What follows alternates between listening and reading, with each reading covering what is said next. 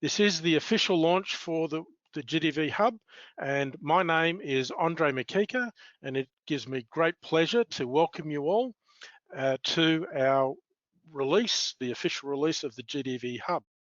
I'd like to now welcome Andrew Bashfield, the sales manager from One Spatial Australia, who will give us a run through on what the GDV Hub is all about. So over to you, Andrew. Thank you very much, Andrej.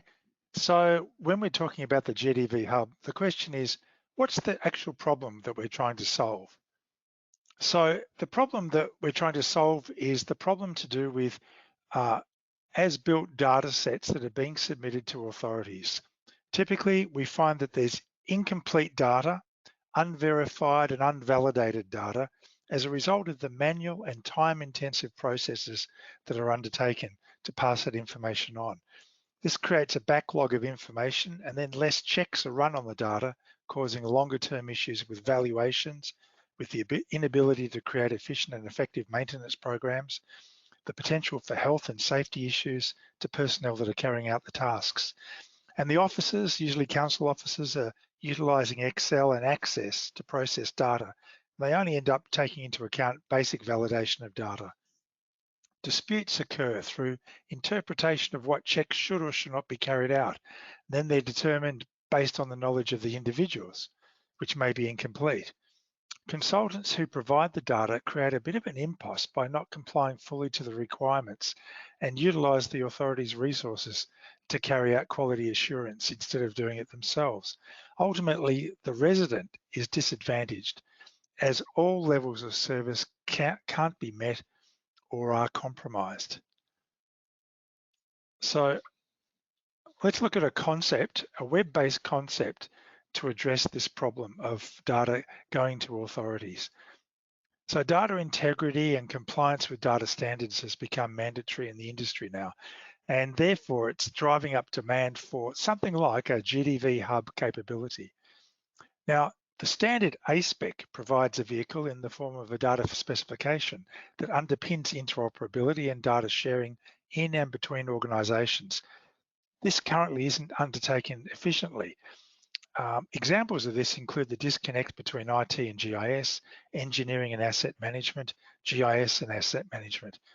But A-SPEC has gained credible market acceptance as a de facto data structure in the form of a standard specification, and this really aligns strongly with the One Spatial location data management technology competence and corporate strategy. So how do we bring these two things together? Well, we do it through the GDV Hub, and the GDV Hub uses an online application for referral authorities and developers to use for validation, for correction, for reporting, and for automatic ingestion to the GIS and asset management systems. The GDV Hub provides a software as a service that has a number of levels to facilitate the needs and budgets of end users. Currently, customers are reviewing and maybe validating submissions manually. It's not economical, but there are a few customers that have developed internal applications and they turn out to be bespoke solutions. These have to be maintained by staff or by consultants who develop the application. There's also a validation service being offered, but it has limitations on format and function. By contrast, the GDV Hub provides multi-data format support, validation, testing, and reporting. The option to correct data where acceptable rules are provided, and it provides the analysis of validations. So you can see the percentages of success, failure, and specific organisation success and failure rates too, as outside organisations are submitting to you. So how do we build this solution? Well, the rules to automatically correct the data are based on the validation rules contained within A-SPEC, and that can be applied to other specifications as well. For example, a common issue is that data types are often provided as text fields, when what's actually required might be an integer or a date field. By automatically making these adjustments, time is saved in the toing and froing between the data supplier and the authority. Evidence has shown that there can be savings in the order of 80% by making these automatic adjustments. The GDV Hub increases the efficiency of information access and results in greater customer satisfaction. It eliminates the duplication of effort. It improves process efficiency, and it improves customer service, both the internal and external customers of asset information. It improves the quality of information held in council, utility, and water authority systems for audit and financial management requirements. And it provides a structure for the consistent recording of all council, utility, and water authority owned assets. Ultimately, it allows you to manage your assets better and reduce maintenance costs. So who is the customer? The customer is anybody in currently the A-SPEC community, but in the future in all the other different standards that are used around Australia. They're asset owners, so they're the water authorities, the councils. They can be the private sector organisations that are servicing the asset owners. And that includes areas like facility management, land development, civil engineers, data capture specialists as well. And I'd like to welcome George to talk about GISSA and A-SPEC. Welcome, George. Thanks, Andre. Thanks for the introduction. And look, if at any time my sound goes a bit funny, just let me know so that I can adjust it at this end. As Andre mentioned, my company GISSA is the founder of the A-SPEC consortia, and over the time we've developed it into a community of practice. And so for people who aren't familiar with A-SPEC that are on this webinar today, I'm going to give you the whirlwind tour of the world of A-SPEC, and also give you a sense of the kind of things that I looked at when I started validating some data through the portal. Now, this is one of our bylines, dirt to digits. You know, that's ultimately what we're talking about is having an end-to-end process, and it's not just about the specifications. It's also about how to apply it and the kind of knowledge that can be shared amongst a community. So look, very briefly, I'm not going to read out who I am or what I've done, but here's a snapshot of my kind of involvement in the industry to date. The A-SPEC knowledge sharing community has been set up as a competent body of knowledge. What do we mean by that? Well, what I'm talking about is, I mentioned earlier, it's not just about specifications, it's about the kind of practices that you need to put in place and what works, what doesn't work, and how we can share those experiences.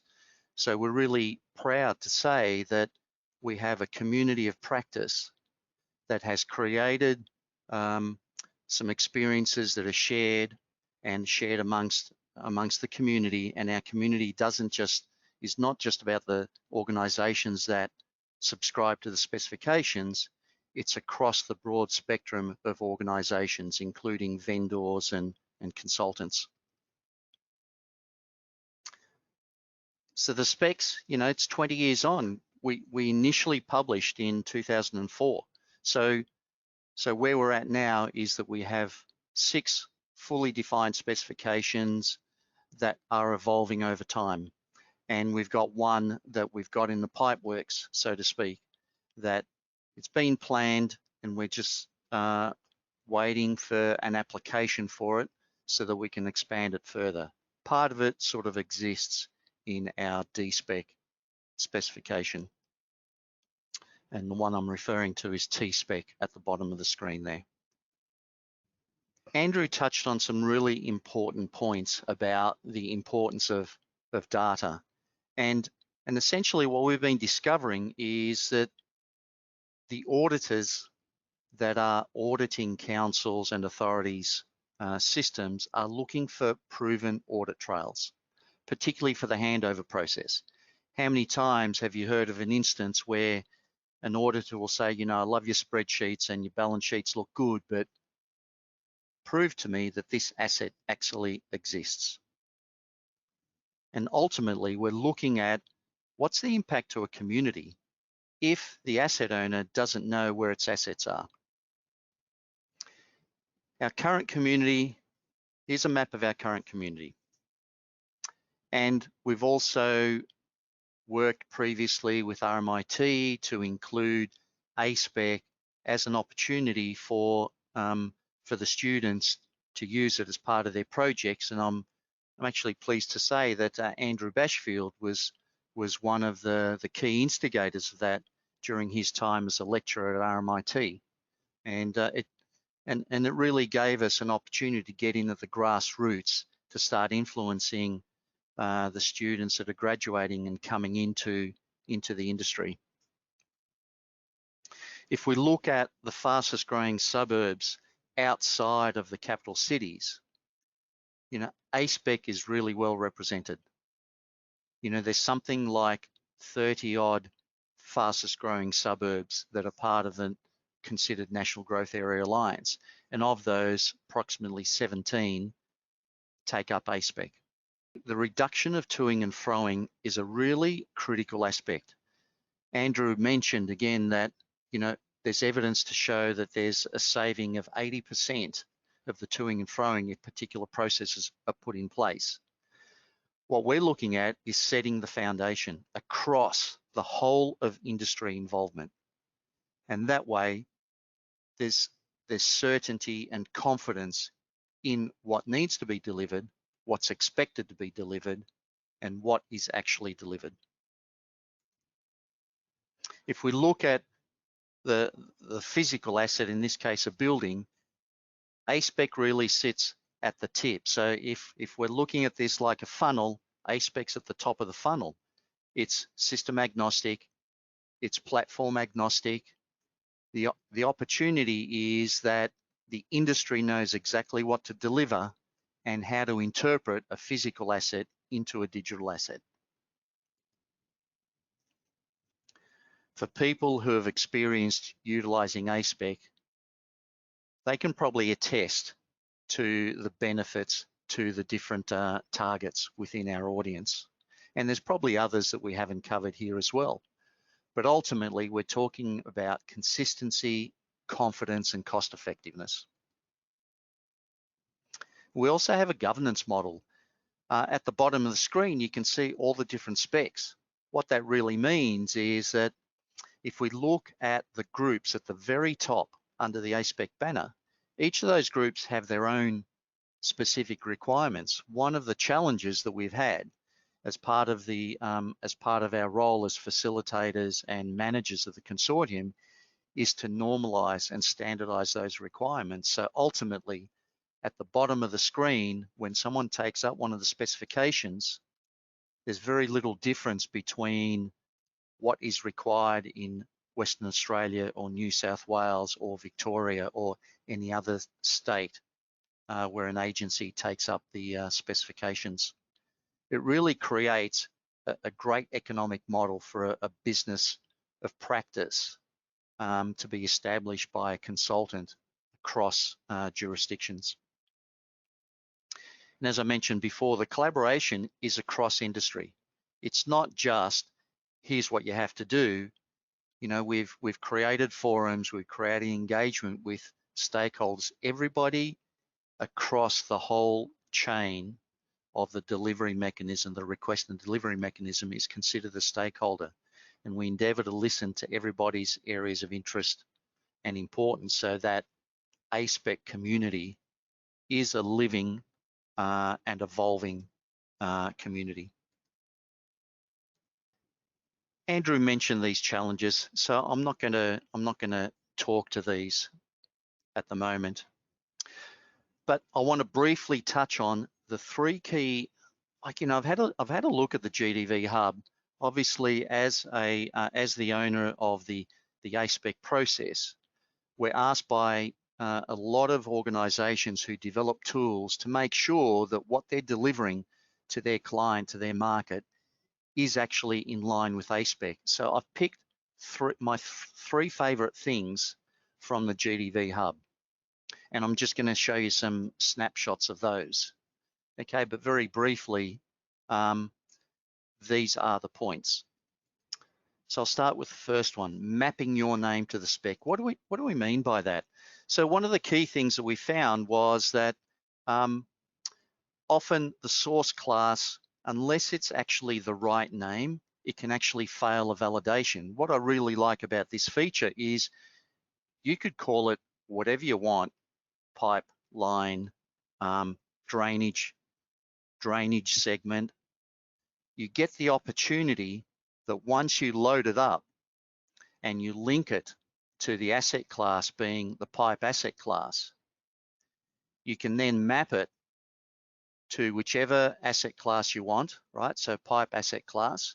Once it's mapped to the pipe asset class, it comes up with all of the features that you have in your source data and all of the features that are needed to be mapped to. So all of a sudden, the whole thing about getting the spelling right or getting the name right has disappeared. It's no longer a barrier. The second part is testing for spatial relationships. This is really critical because we often talk about this at our forums about the importance of a connectedness between you know, different spatial objects. So in this case, we've got a swale polygon and a swale center line. And what I really like is that there's some built-in features that recognizes features that have polygons and related linear objects within them, center lines, for example, like swales and the road reserve and the pavements and sorry, not pavements, the surface and the surface center line, to make sure that they are all correlated. The third feature that I like is the correction feature. And I tell you, this would have saved me so much time in the early days, right? Because how often have you seen what's been submitted on the right may get the name correct, but the data type is incorrect. So Andrew mentioned about correction. Well, this is targeted correction. So all of a sudden, you don't need to even worry about the data type. You don't, because you've already mapped the name. So right now, if you select the auto correction feature, you can get that data type automatically corrected. It doesn't fix the value. No, it stays right away from that. That's the responsibility of the owner to make sure that the material is the correct entry, but the material gets entered as it's meant to be entered, or the length gets entered as it's meant to be entered. So, and you know, and another really nice feature is on the right, we've got the data that's submitted is lowercase. On the left, as we know, all of the code features for people who have used A-SPEC and are familiar with the codes, all the codes are in uppercase. So that can also be automatically corrected. Like, how annoying has it been that you've had a submission rejected, or you've had to do more work on it because someone says, oh, you know, it's uppercase and it's lowercase. Like, okay, you know, we've been really strict around that so that we have consistency in what it gets delivered. What this tool now does is it takes the emphasis on having that kind of scrutiny done by recognizing that it needs to be a particular way to be delivered, to be accepted, and it can be done literally at the press of a button.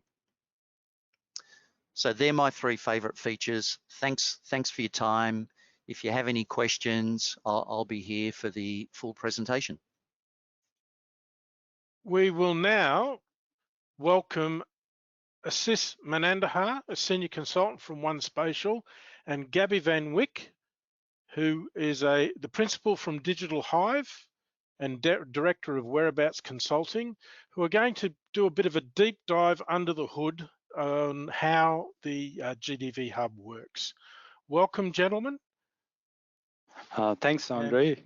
Hi, everyone. I'm Ashish Manandhar. I'm senior consultant here at One Spatial Australia, and I've been working on the development of GDV Hub. And thanks, George, for the details on A-SPEC.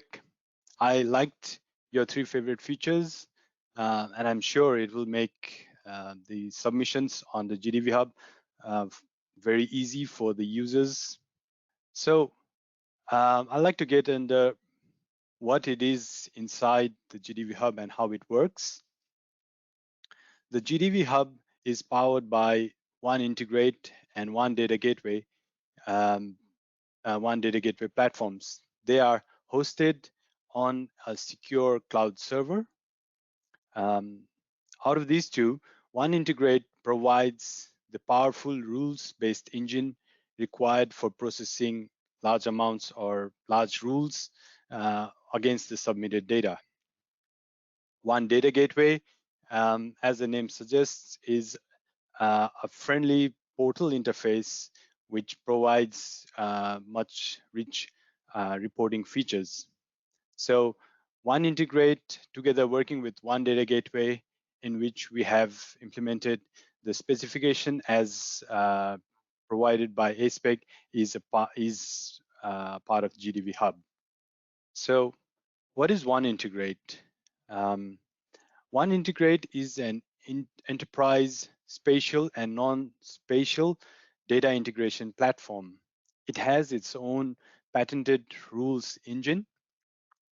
This rules engine facilitates the automation of data validation and enhancement by applying rules to structured data.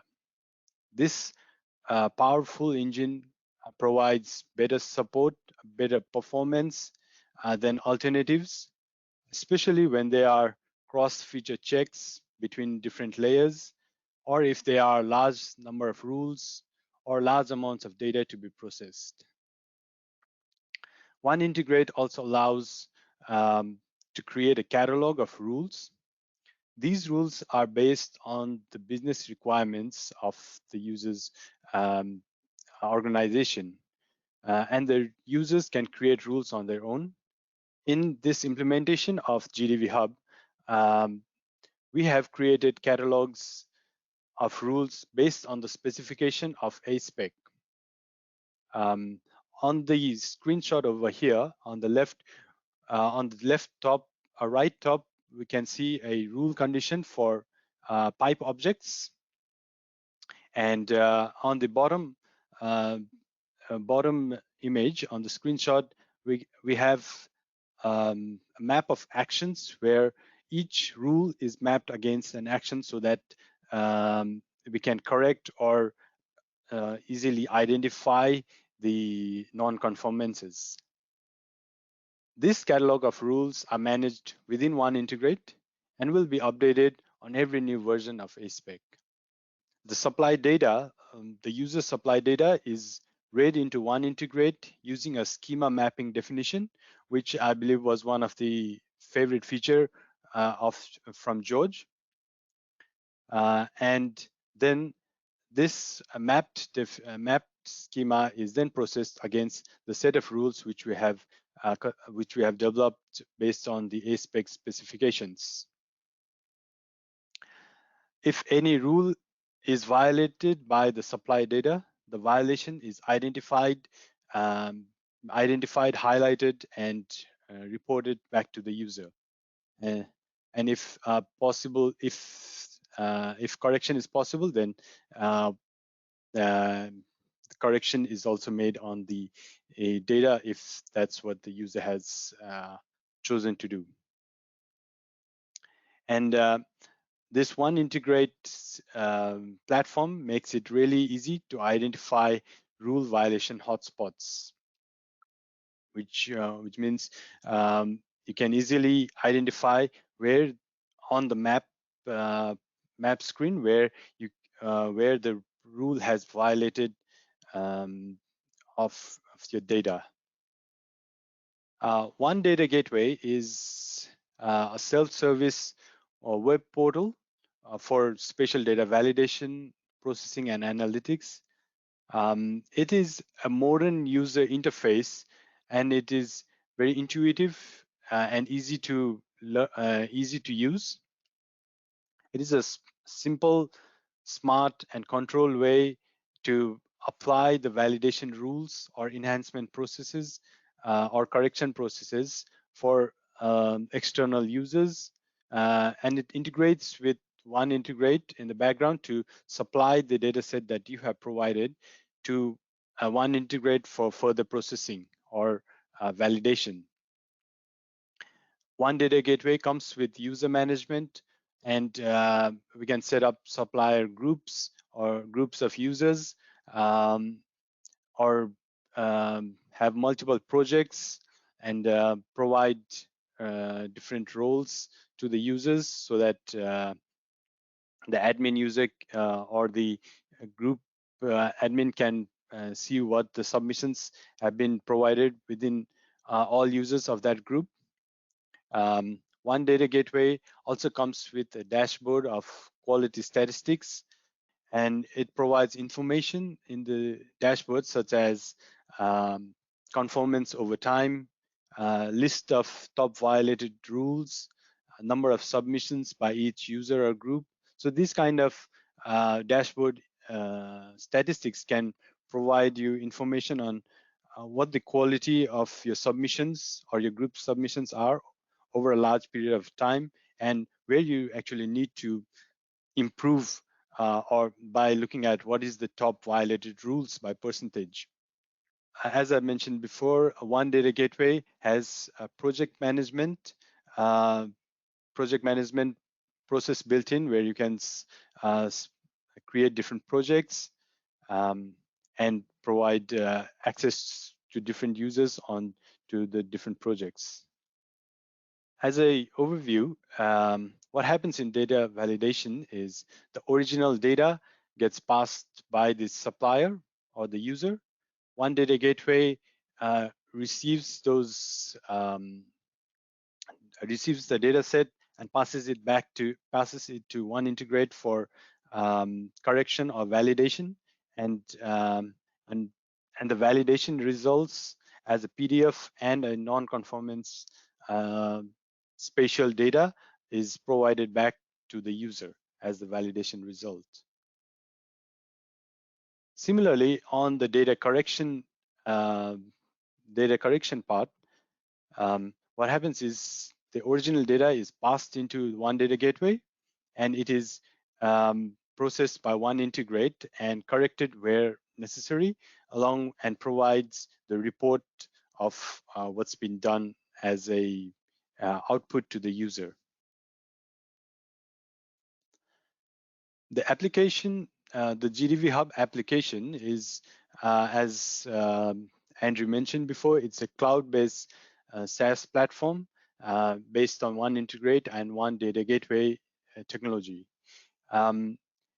It supports previous and current version of standards.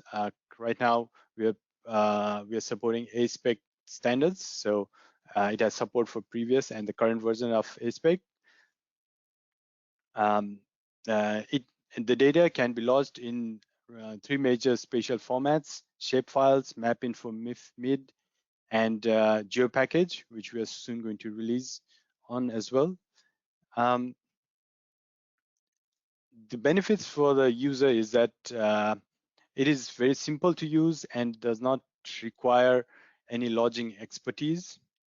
That's made possible by the user-friendly interface, where we have just drag and drop or navigate to the files. There is no need for to purchase additional software, and the user can track and audit data submissions and analyze the project performance over a long term as well, because all the submissions validations are happening in one platform. The benefits are you can pay as you lodge or subscription payment options, or have chosen for subscription payment options. The GDV Hub provides PDF and spatial non-conformance reports, which you can use to correct your data sets. The dashboard information can be used for measuring the performance, and it can also be used to integrate to external BI tools such as Power BI. and you can analyze the quality of your incoming data over time and make improvements on your processes. With this, I'd like to introduce Gabriel van Wyk, who is the principal of Digital-hive and director of Whereabouts Consulting. Welcome, Gabby. Thank you, Ashish, and thank you for a good presentation so far. All right. So we're going to be talking about, we're going to continue in the discussion about what's under the hood. And this is a little bit more technical, and also it may sound like, it may seem like there's some of the things that I'll be saying that have been repeated. I think repetition is good because it gets you to understand it from different perspectives. So no apologies for that, but just noting that I may be saying some of the things that other people have already said. I'm just going to, let me just quickly say that my internet is rather sketchy at the moment, and if I disappear, apologies for that, but also just to explain why somebody else is advancing the slides for us. So we have a highly configurable rule base. The configurable rule base is, we use that process in order to create rule bases that we can easily customize and that we can easily adapt and duplicate and do various things with them. For the more technical people amongst us, the way that we've put this together is like similar to what we call the self-describing database, except in this instance we talk about self-describing rule bases, where we start from a standard rule base and then we can add to that. It's all based on bits and pieces, configurations that's in a database, and so it can be controlled and managed quite easily. The rule base can be configured at different levels. Next one, the validation input mapping. That's okay, we talk about the validation input mapping very quickly. We understand that not everybody works in the same way. And what we try to do is to cater for different kinds of people working in different kinds of ways. George mentioned some of this. This is one of his favorites, was the fact that some person can have or may refer to drainage pipes as drainage underscore pipes. Somebody else within their system might refer to it as D underscore pipe. Slightly different variations to the naming. And what we do is we say, all right, every user will be able to map according to the way that they work internally within the organization, so that we don't force everybody into the same mold. So this facilitates not only different naming conventions, but also different cases, upper and lower case, and variations of that. As far as attribute level is concerned, we can also add and remove attribute level validations. So if you have an extra test on a specific attribute, we can cater for that. If you have an attribute test that is one attribute multiplied by another one, the result should be in a third attribute, we can cater for that. So what we do with attribute level and configurations is to really empower the system to cope with different kinds of rules. We can customize those for different users. So at the table level, we can add and remove tables and associated rule sets. So if an organization says, well, we also would like to have something else that we want to make part of the as constructed process for our organization, and that's going to be different from the A-SPEC. So it's A-SPEC plus perhaps. We're not saying that we should that we support varying the A-SPEC or changing A-SPEC, but if for some reason there's something that it's important to be captured in the process for your organization, then we can add tables and we can add relationships between those tables. So the schema level relational elements, what we're able to do is we can set up relationships. Now, George showed some of that as well. So there's a relationship between a polygon and a line that runs through the middle of that polygon, and that relationship is a special kind of spatial relationship. And if you want to change the existing one, make it more strict, more complex, we can cater for that. And if you want to relax some of that, well, then you speak to George first. But technically, it would be possible to relax those. The other thing I'd like to mention in terms of schema, the relational configuration or process or element there, we've introduced something that we internally call superclasses. And I just want to talk about that now.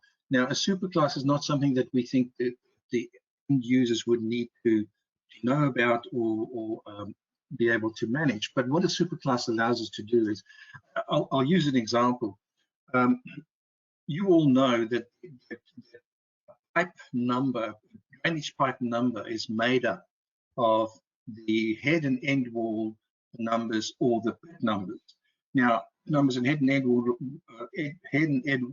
wall are in two different asset classes. But there is a rule that actually involves both of them at the same level. So what we're able to do is we can set up a superclass, or we've set up superclasses so that we don't have to have complex rules to try and make sure that we've kept all the different kinds of relationships individually, but we can test it as a unit. And that makes the superclasses makes our rule sets very, very strong, very, very powerful. In water and in sewer, in all the other classes where you have multiple types of relationships with a linear entity, such as a pipe or a cable or something, this enables us to be quite flexible and to quite easily cope with those sorts of situations. Okay, so why did we follow this approach? Next one. This allows us to have multiple validation schemas. So what it means is we're starting off with one validation schema. That's the A-SPEC one. But organization B can come and say, well, we want to have a few additional ones, and then we can very easily spawn a second or a third validation schema. Or we could use that to spawn different versions of the different schemas. Carry on, next one, please. Okay, I've gone ahead of myself. So we can take a particular schema and we can version it. And what we've decided is that there will always be two versions. After the next version, which I believe is due out in July this year. I'm not 100% sure, don't quote me on that. But the next version will be out then, and we will then have two versions, one the current version and one backwards version. But we'll never throw away, let's say we get a third version out another 2 years from now. Then the same thing, the only two that will be available would be the very latest one and the one just before that.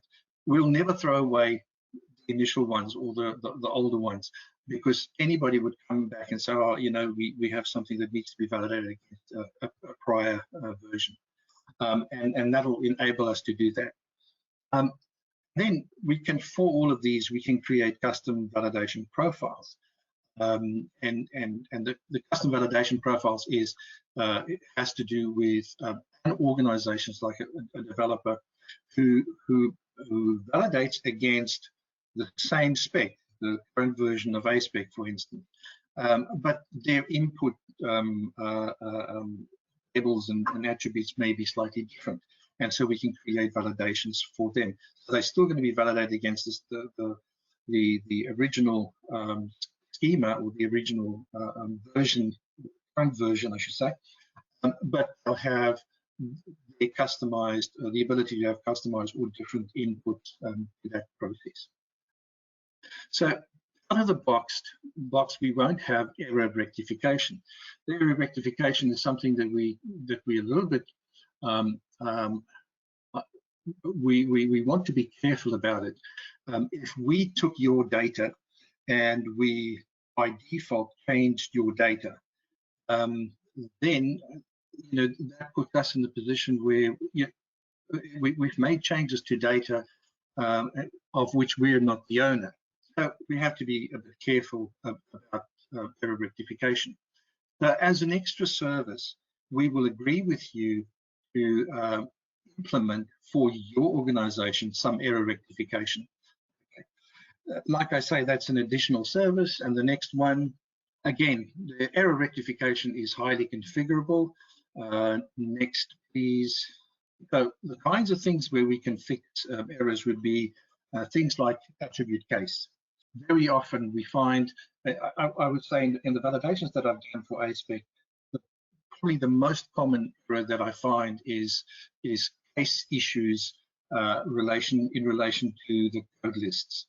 So a code is in lowercase, it's supposed to be in uppercase, and it's not. And so that's probably one of the most common things that people would want to automatically update. If there's missing default type values and your organization decides that you want to work in a particular way where you don't enter certain, and I say this, this is in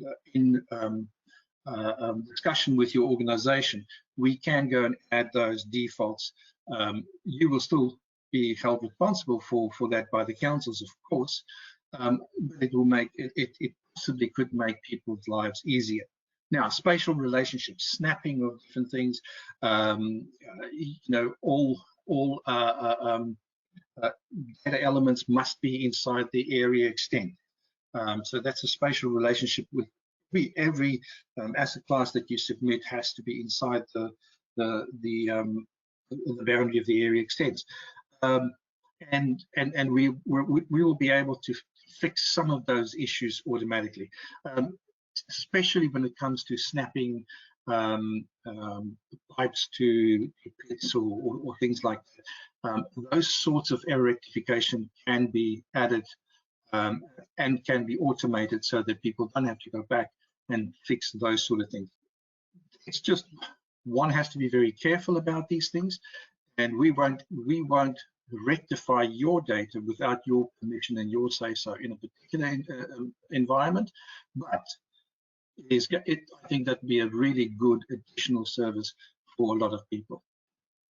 So when it comes to the outputs from the system, the standard output will be specification compliant and will be consumable directly by most GISs. If you'll have, what I'm saying by that, if you have a GIS that is 100% compatible with the data structures that is in A-SPEC, the data that comes out of the submission will be compatible 100% with your GIS, and it'll just flow straight in.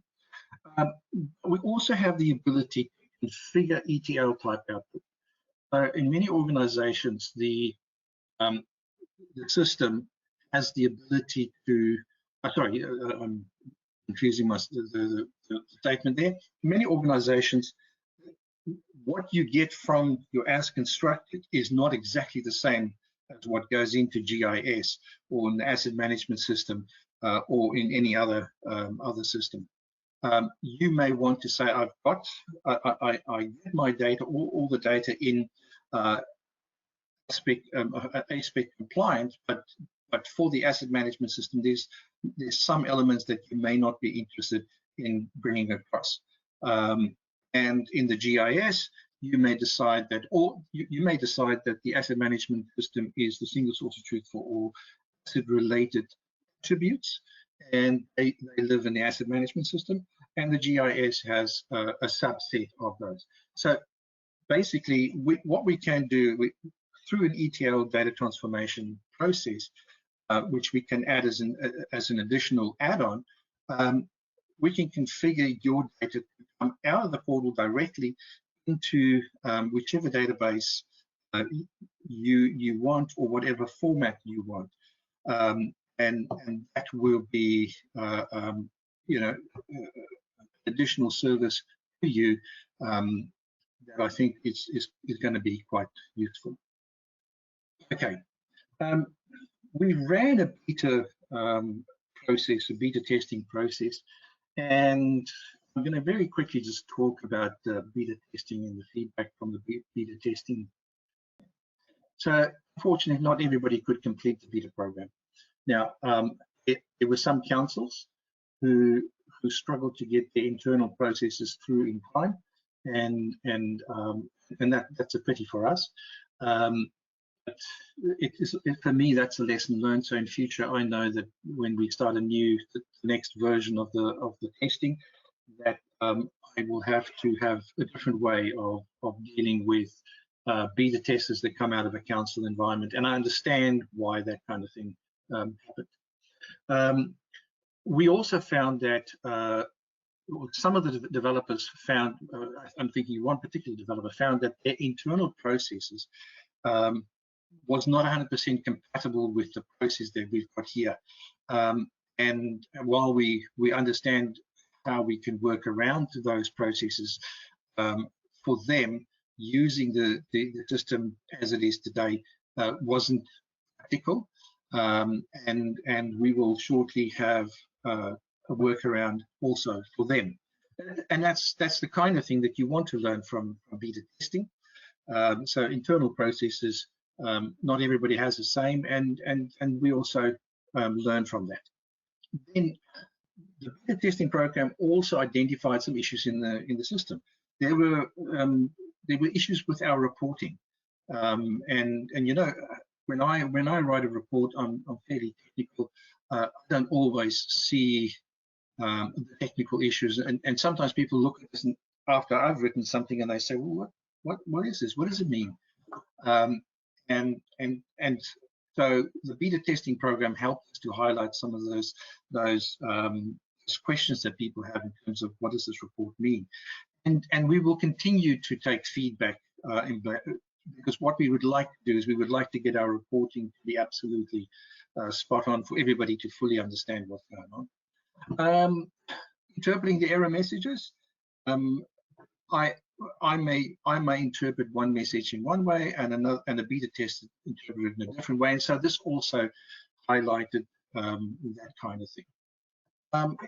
Also workflows, people have different kinds of workflows, and what we were thinking of, and specifically a lot of people will have issues with complex naming conventions, which we didn't cater for initially, but now we will be looking at that in the near future and incorporate that. Okay. It also interpreted how many people interpret the specs differently. Some people will look at the spec and they actually submit data and have been submitting data for a long time in a particular way, and that's actually not compliant with the spec. So all of a sudden, the beta testers came back and said, but we've always done it like that. And then when you dive deep into it, you find out that the council has always accepted it like that, but then went back and fixed the problem. Now that highlights it so that people, you know, and it also opens up a conversation, and we can talk about what do things mean. And I think going forward, we will have chats and emails and discussions on what people's experiences are, so that we can take all those things to heart. One of the comments I really liked was, once I got the hang of it, it was great. What it did for me, it highlighted the systems, the procedural effectiveness of the current system. So once a person gets it, it goes really quick, and it makes it very easy.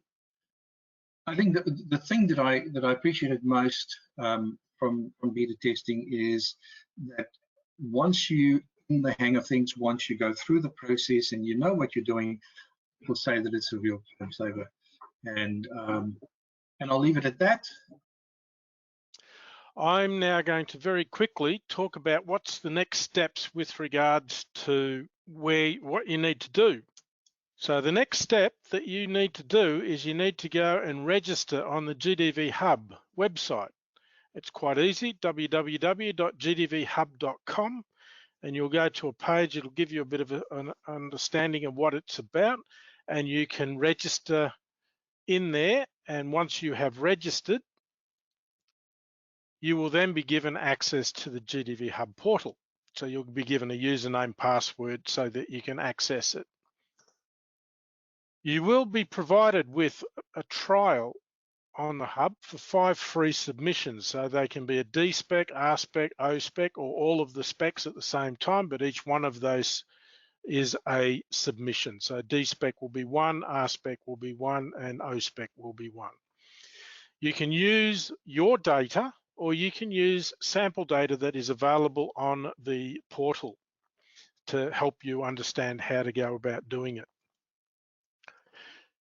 There will be a GDV Hub community, and if you join that community, it will be at a fee, but what that fee will mean is that you'll get a 25% discount on all of your submissions. We've also arranged it so that you can purchase submission credits. And once you have those credits, you can either buy just a single credit for a one-off submission, or you can buy bulk credits, which are substantially discounted.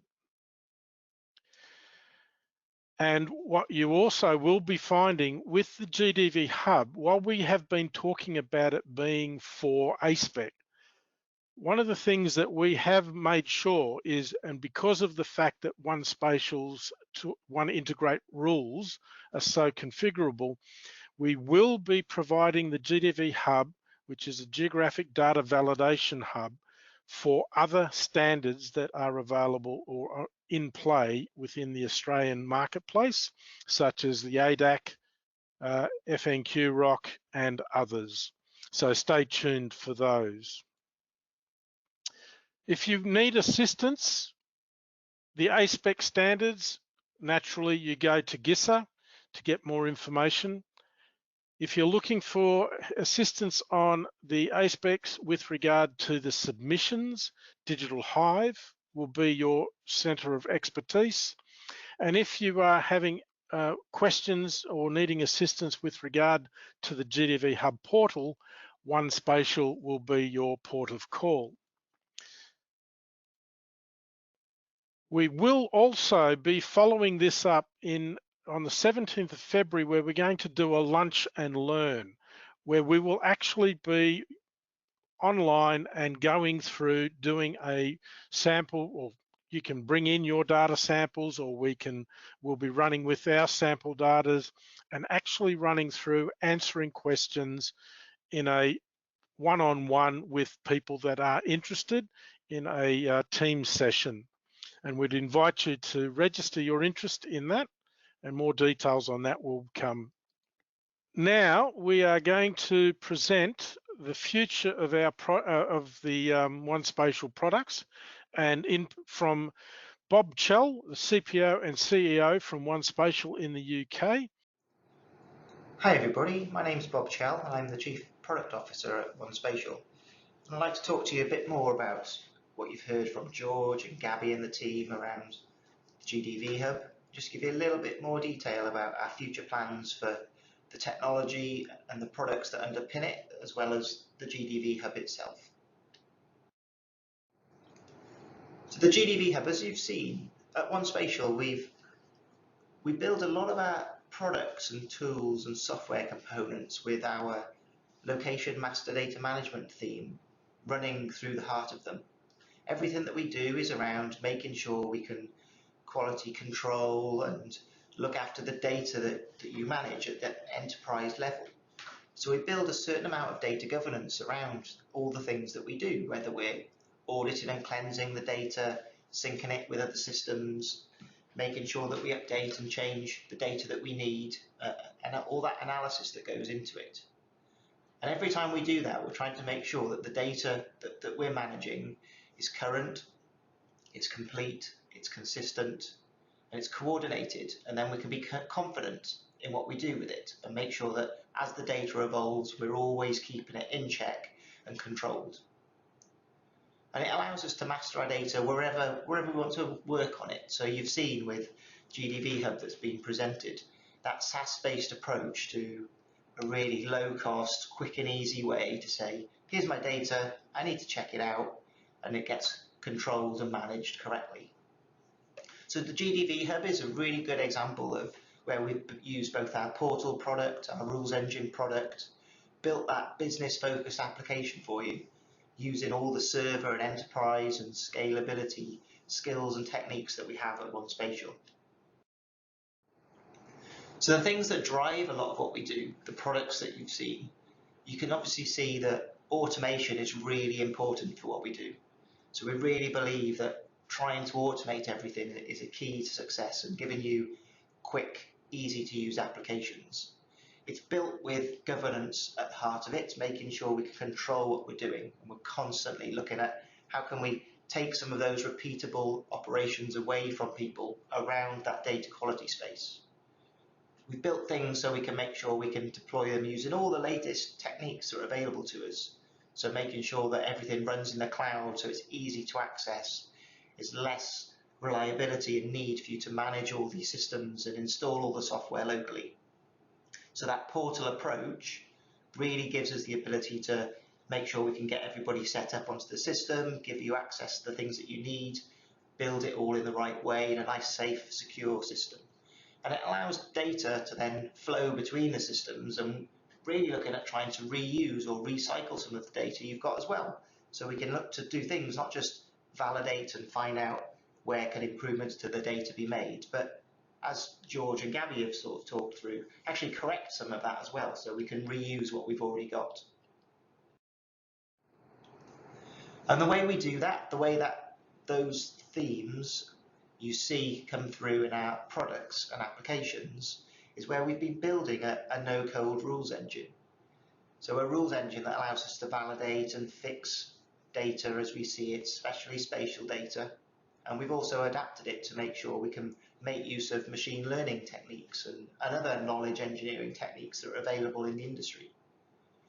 The business-focused solutions, so actually not just providing you with the tools, the toolbox, but actually pre-configuring it to meet the specific needs.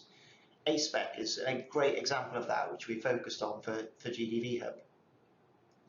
The deployment, so as you can see, it's available in the cloud, like many of our applications, and I'll show you a few more of those later on. That SaaS-based business means we can scale the demand of the service to make sure you only then reflect that in the pricing of the products. So it's seen as a really competitive product.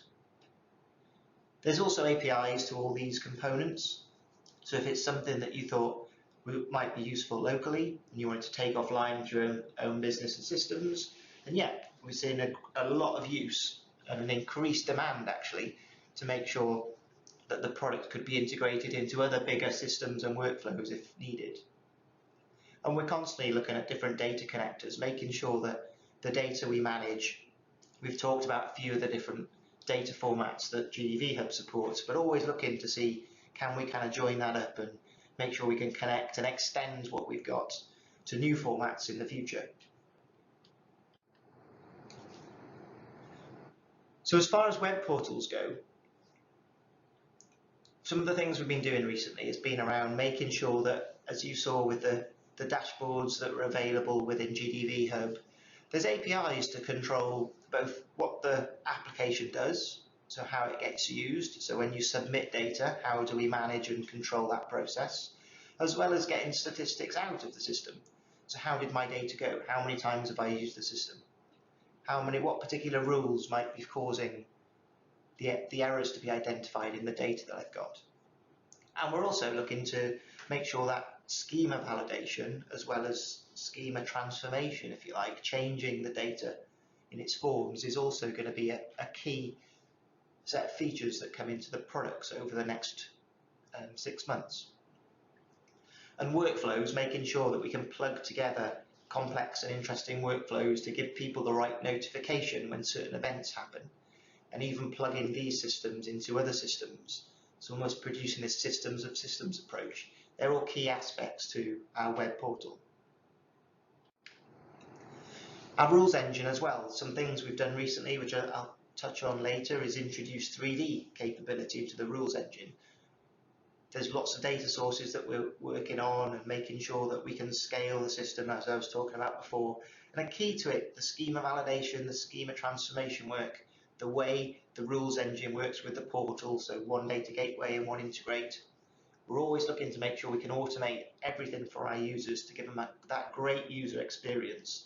So we'll continue to keep coming back to use the software and the products, which in turn gives us a nice healthy roadmap to make sure we keep improving them in the future. So solutions we've been building out. GDV Hub is a great example of one of the SaaS solutions we've got, but there's others that we can use our software tools and components that I just talked about to build additional solutions. And also within these hubs, we can actually start to mix and match different solutions that we've got to meet your demands and the needs that you've got. So make them really simple and easy to use in a nice, friendly and low-cost way. So the types of things that these solutions focus on, it's always worth coming back to the core capabilities that we've got. So looking at what do we want to do with the data? Well, the first thing is always to test your assumptions in the systems and the work that you do. So can we validate the data? Can we automate that process? Take away the time-consuming tasks, and actually, rather than allow them to be subjective, let's actually start to test them against business rules to find out what the quality of the data actually is. And then it makes sense that once we've done that, we can automatically correct some of this data. So again, automate the cleaning of the data, especially if there's nice, easy, quick things that we can do.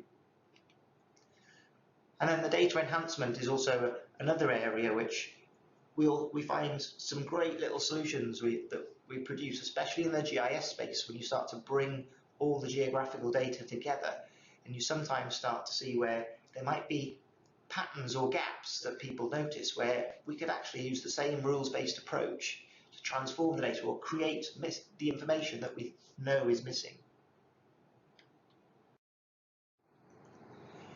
As we build out all our rules and our applications, and again, GDV Hub is a great example of all this, you'll be able to see that we're focusing on that automation.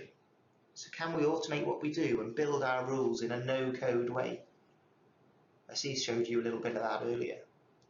If we can do that and build the rules and target the individual features that are not conforming to the rules that we need, then we can make sure we target what we do and focus our efforts in the right places. Another great thing with that rules-based approach is it gives us the evidence, that audit trail of what's happened and why. So we can always go back and understand how everything has evolved and how we've been managing our data over time. And the rules-based approach, it gives us that nice way of having that repeatable and traceable operation, something that's really key when we're trying to make sure our processes are correct, and we can use our processes to make sure we get the right outcomes. And in the end, the business rules that we build up, that artifact itself, that rule catalog, is encoded and can be shared, and it becomes almost an artifact in its own right. So we know what we're doing and why, and how the data is being evaluated. So all together, it gives us a nice way of having an effective collaboration environment with which to build our systems and our solutions. And this fits in nicely to a general sort of data quality lifecycle approach. So how are we managing the quality of our information and our data? So data often gets discovered, and through A-SPEC is a great example. We've got the metadata, we've got our rules defined. So they've been encoded, which means we can almost straight off perform that baseline assessment of how does our data stack up and conform to those business rules. And we're then immediately into that data quality management cycle, where we can consistently and repeatedly choose when we want to check the conformance of our data, fix it if it needs fixing, certify it to see when does it get to the right level that we're happy with that data before it gets published or moved onto other systems. So that cycle can repeat at the right cadence, and through the availability of the products in that SaaS environment, you can choose what cadence you want to work against and use the system as and when you need it. So the rules engine that sits behind the products, it's patented from a UK and US perspective. You can see some examples of rules that we've looked at in the past. Ashish showed some of these with reference to what we've done with GDV Hub, but it essentially allows us to build these business rules, and the patent allows us to check that if the use of the rules engine is recognized as, you know, a powerful tool to ensure that the good quality data is controlled before it goes into your database and your systems. What we also do is, from a development perspective, those rules, we can work on them independently. We can make sure that the rules that sit behind the GDV Hub in the roadmap are version controlled, and we release and deploy them to the GDV Hub system as and when needed. It means that as the specifications evolve, we can evolve the tools quite happily in a classic, if you like, version controlled software engineering process. The automation and the scalability of the system as well means that as more users come on board, we not only get to extend the roadmap and control the rules, but also just build out the number of engines that would sit behind the SaaS-based process. So you know that whenever you need to use the system, there's nothing you need to worry about from a non-functional perspective in terms of security or scalability. The system's built to scale in the right way. And I've got a few examples of where we've got the system in use. And this is first, as you could see before from the demonstrations that we did previously, we've got the ability for the users to come in, pick the applications that they're curious about and they're interested in. This might be with the GDV Hub, as we saw earlier. Here's an example I'm going to go through with the ecology surveys, but we've really tried to focus on making the portal experience really easy for you to go back and have a look at what you've done in the past, get some quick dashboard information about, you know, like I mentioned before, key rules that might be causing the data to fail, so you can focus and go back and fix these things. The use of the system, really easy from an administration perspective as well, so we can go in and make sure that if there's any issues that you're experiencing, we can jump onto the system, have a look at who's been using it, which projects have been involved, are there any obviously glitches that we can manage in the background. You'll be able to go on and set your own systems and parameters, changing some of your, you know, the usual things that you see in most applications now, controlling your profiles and avatars. But behind the scenes, we're also trying to take care, for, like I say, from the data governance side. Each project in the GDV Hub has its own look and feel. It all accesses a particular specification. This is the pre-configured part that we've built out. And we make sure that we've agreed and we control simple things like how long we manage the data, what types of data you can pass into the system, how long we keep access to your results, making sure that the people you tell us about get notified and set up onto the system in the first place. And if there's any extra information you would like and you spot that we should add to the system, it's easy for us to append that as well. So it gives us the freedom and the flexibility to administer and make sure that all the right active users are getting access to the right things. So GDV Hub, as we mentioned, is what we're talking about today, and that's where we've taken those core components, built out a really nice, simple, easy to use application to QA and check the data that we need, and also make some improvements to it. Another example of an application we've got that follows the same lines and the same patterns. I just want to show you 2 or 3 so you can see how we've been building out these hubs and these portals across the world actually.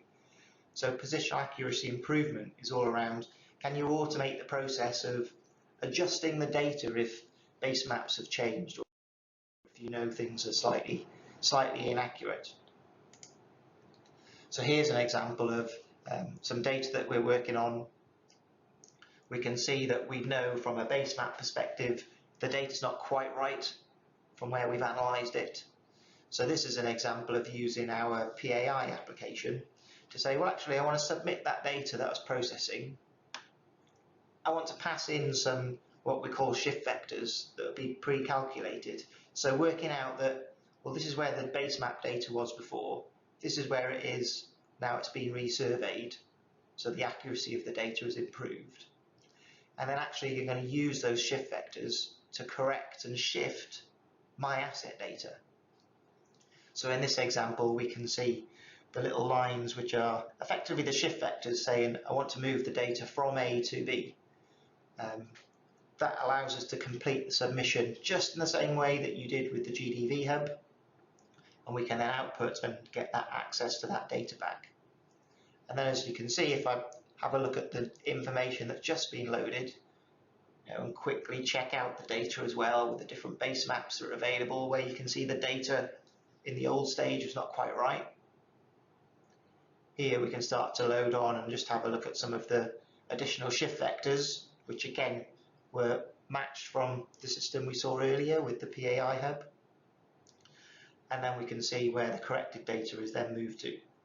And again, changing the base maps, we can see then that that data now matches in a much more consistent and better and improved way from the previous example. Another example of the same flow, so that same data engineering and data-driven approach is looking at something we've got with our leakage solution. So a very similar approach. That portal-based application where I can go and identify and kick off with my pipe leakage process. Same idea and same concept. I want to start my leakage submission. I provide my pipe network data. Something that's interesting in this one is this is where we've introduced the idea of not just validating and checking the data, but also taking advantage of some machine learning processes which will go and help us with predicting where we think our pipe network may leak. So the key bit here is the use of the rules-based approach, plus taking advantage of the new techniques around machine learning to analyze what we're doing. So that model and the data gets processed, and it allows us to almost put a score or a weighting from a leakage perspective, almost like a propensity score, to say based on all the information that's been given, the rules-based approach to prepare the data and the machine learning techniques to say, well, having built a model that's analysed a lot of historical data to see where leaks do happen, based on the information you've sent me, this is where we predict the network is weakest and where it could be leaking in the future.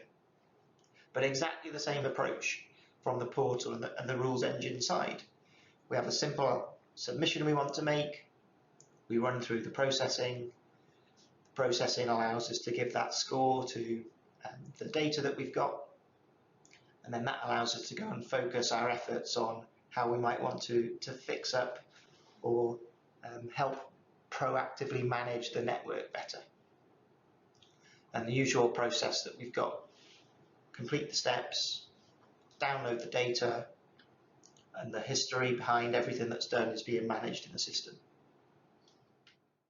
On a similar vein around ecology surveys, so a lot of work we've got put into the same rules-based approach to making sure when big construction works are happening, it's the data that we're capturing about the habitats, about biodiversity, is it being captured in the right way to the right standard, following in the right format?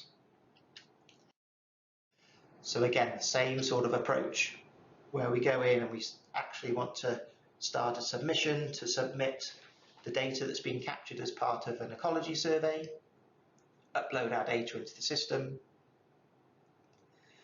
make sure that that data is then mapped into the right model that we need.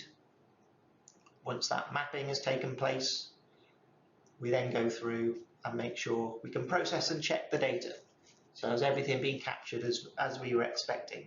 Are the geographical layers all consistent with each other? And get that report back about what's good, what needs improving, have a look at those results if we want to briefly have a look on a map, or simply complete that submission and download what we need so we can go back and make improvements in the future. So that's just another example of how we're going through the same hub style approach with the rules engine and the portal, which you've seen with GDV Hub. And we can start to mix and match and add these different applications into the GDV Hub to allow you to have the same low-cost approach to all your data engineering and data validation challenges. So I mentioned 3D is a new capability we've added to the system as well. This is the rules engine showing us that 3D data. So the same business rules that we build out to check the conformance of information, we can also apply in 3D. Do we need to start looking at multiple occupancy buildings, looking at the height information, or above ground and below ground in the analysis that we do, and actually applying the same rules-based techniques but on 3D data as well as 2D data, and actually combination of all.